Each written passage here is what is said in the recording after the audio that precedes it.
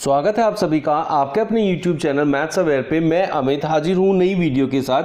आज हम coding decoding के मोस्ट इंपॉर्टेंट क्वेश्चंस की बात करेंगे जो रिपीटेडली पूछे जाते हैं। चलिए स्टार्ट करते हैं आज का अपना ये वीडियो फर्स्ट क्वेश्चन के साथ, जिसमें कहा गया है कि डांस का कोड अगर GXQZH है तो राइट का कोड क्या होगा।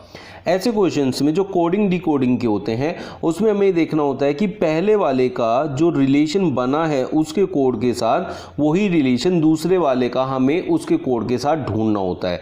इस तरीके से उसके कोड ढूंढे जाते हैं। तो हम देखेंगे कि D और G में क्या रिलेशन है। यहाँ D और G में जो रिलेशन होगा उसी रिलेशन से आर्क वाले का कोड ढूंढा जाएगा। तो इसमें हम देखते हैं D के बाद G आता है, तो D से कितने बाद G आता है पहले वो देखा जाएगा। तो D से हमने E छोड़ा, F छोड़ा, फिर G आया, हमने दो छोड़े हैं। तो लाइकवाइज R के बाद हम दो छोड़ देते हैं S T U, इन दो को छोड़ेंगे तो U आएगा। U से हमारा क्वेश्चन स्टार्ट होगा।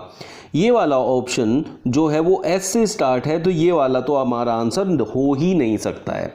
तो फर्स्ट जो कोड हमें मिला है दैट इज U। फिर हम देखेंगे A से X कैसे है।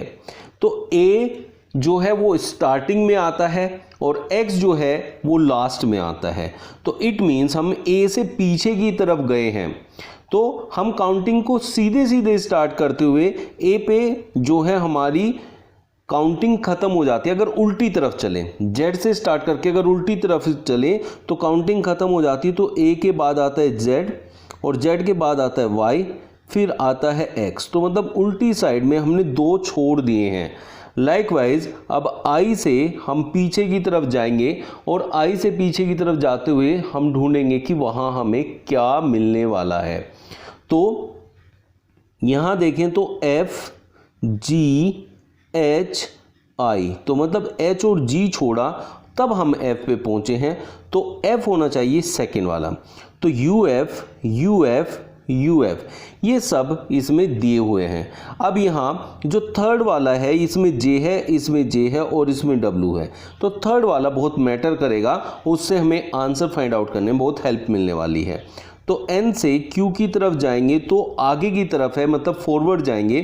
तो N O P, तो N O P Q, तो O P छोड़ा, दो छोड़े हैं।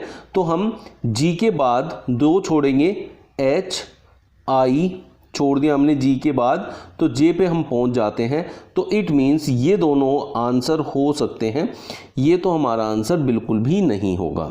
अब इसमें जो हमारा अलग है उसको फाइंड आउट करेंगे। तो नेक्स्ट वाला अलग है EW या फिर WE लास्ट वाला।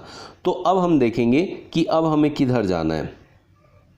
C से हमें Z पे जाना था, तो पीछे की तरफ हम गए। तो पीछे की तरफ हम जाने में हमने देखा जब C से हम जाएंगे तो C से पहले B आएगा, फिर A आएगा, फिर Z आएगा। तो इट मीन्स पीछे की तरफ नेगेटिव माइनस करते हुए दो देखे हैं। तो H से पहले हम देखेंगे। तो H से पहले जब हम देखेंगे तो हमें पता चलेगा कि हमें क्या मिलने वाला है। तो H से पहले क्या आता है, H यहाँ पर लिख लेते हैं।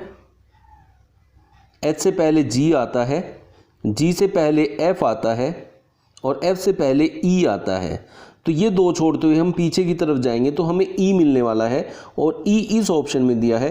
तो ऑप्शन A जो है हमारा करेक्ट आंसर होगा। तो हम कह सकते हैं जो हमारा आंसर है दैट इज UFJEW।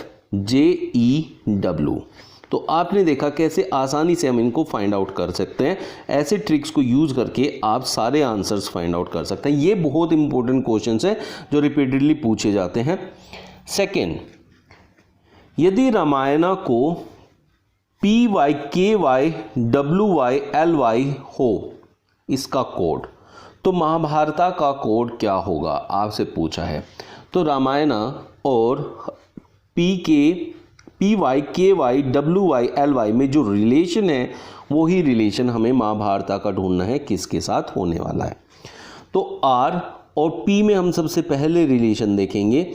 तो R से पहले Q आता है, फिर P आता है, तो बैकवर्ड गए हैं और वो भी एक बीच में छोड़ा है। तो ऐसे ही हम देखेंगे कि क्या यहाँ पर A का रिलेशन है। तो A के बाद अगर वापस जाएं, उल्टी दिशा में चलें तो Z आता है, फिर Y आता है। इट मीन्स हमने एक एक बीच में छोड़ा है और उससे नेक्स्ट वाली वैल्यू को वहाँ लिया है। M और K में भी यही रिलेशन है। आप चाहें तो इधर से भी रीड कर सकते हैं KLM। फिर यहाँ जाएं तो YZA, अगर इधर से हम काउंटिंग कर लेंगे तो सीधी तरफ से भी देखा जा सकता है। फिर Y एंड W में भी वही रिलेशन है, WXY, A एंड Y तो YZA, N एंड L तो LMN, A एंड Y जो कि रिलेशन बन रहा है। तो अब हम देखें M से पहले क्या आता है, L आता है, उसको हमें छोड़ना है। और L से पहले क्या आता है, K आता है। तो K से हमारे क्वेश्चन की स्टार्टिंग होने वाली है और पूरे चारों ऑप्शन में सिर्फ D ऑप्शन ऐसा है जो हमारा K से स्टार्ट हो रहा है। तो हम कहेंगे KY, FY, ZFY, PY, RY is our correct answer.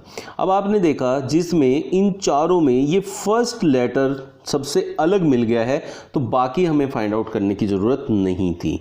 ऐसे क्वेश्चंस में देखिए N से स्टार्टिंग है, L से स्टार्टिंग है, M से स्टार्टिंग है, तो हमें तो सिर्फ एक ही पहला लेटर अगर मिल जाता है तो ऐसे क्वेश्चंस वहीं कंप्लीट हो जाते हैं, उसके आगे कोई क्वेश्चन को करने की रिक्वायरमेंट नहीं बनती है।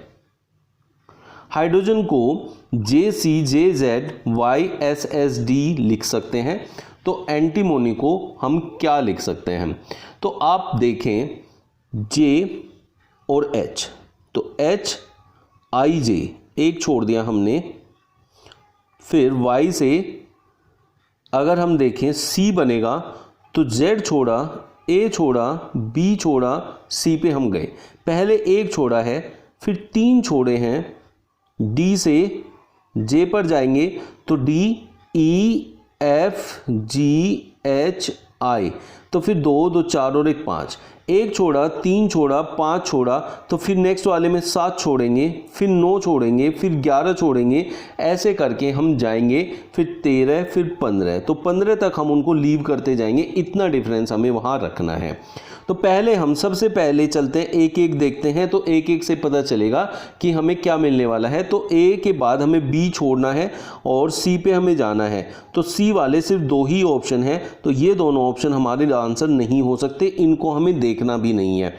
फिर N के बाद हमें 3 छोड़ने हैं, O, P, Q छोड़ेंगे तो हम R पे पहुंचेंगे। R से हमारा स्टार्टिंग होगा, तो हम देखेंगे कि ये वाला ऑप्शन ऐसा है जिसमें R आ रहा है सेकेंड नंबर पे। तो CRZQWABO, बाकी को चेक करने की रिक्वायरमेंट नहीं है, पहले 2 हमने चेक किए हैं, उसी से हमारा आंसर आ जाने वाला है। तो आप देख रहे हैं कैसे हम उनको फाइंड आउट कर पा रहे हैं। लास्ट क्वेश्चन देखते हैं। इसमें मार्च को हम PXUZK लिख सकते हैं, तो अप्रैल का कोड क्या होगा। मार्च MNO छोड़ा और P पे पहुंच गए, लेकिन A में जब X पे पहुंच रहे हैं तो हमें वापस जाना पड़ रहा है। वापस जाने के लिए हमने Z छोड़ा है, Y छोड़ा है, तब X आया है। तो एक बार प्लस करना है, एक बार माइनस करना है। फिर A से R से हम U की तरफ जाएंगे तो ST मतलब प्लस किया है, और C से Z की तरफ जाएंगे तो माइनस किया है। तो +2 -2 हम करके अपना आंसर निकाल सकते हैं। तो A से देखें तो हमें पहले प्लस करना है, B छोड़ना है, C छोड़ना है, तो हम D पे पहुंच जाएंगे। D वाले हमारे पास 2 ऑप्शन है, A एंड B। तो अब हमारे पास नेक्स्ट लेटर जो है वो दोनों में अलग अलग है, तो नेक्स्ट लेटर से ही हमें आंसर मिल जाना वाला है। तो P से अब हमें पीछे की तरफ जाना है। तो आप देखें अब P से पहले हमारा क्या आता है वो हम देखें। जैसे अगर हम यहाँ M लेते हैं, KLMNOP, तो ये 2 हमने छोड़ दिए हैं, तो इसका मतलब है कि हमारा M वाला आंसर होने वाला है। क्योंकि अगर हम इसमें जाएंगे S वाले में तो प्लस के साथ आएगा, क्योंकि P QR और फिर S, यहाँ प्लस करके आएगा जबकि हमें सेकंड वाला माइनस करके लाना था, एक प्लस एक माइनस करके लाना है, तो हमारा फर्स्ट ऑप्शन जो है वो करेक्ट आंसर हो जाएगा। आज आपने देखा कितनी आसानी से हमने ट्रिक्स को यूज़ करके इन क्वेश्चंस को निकाला है।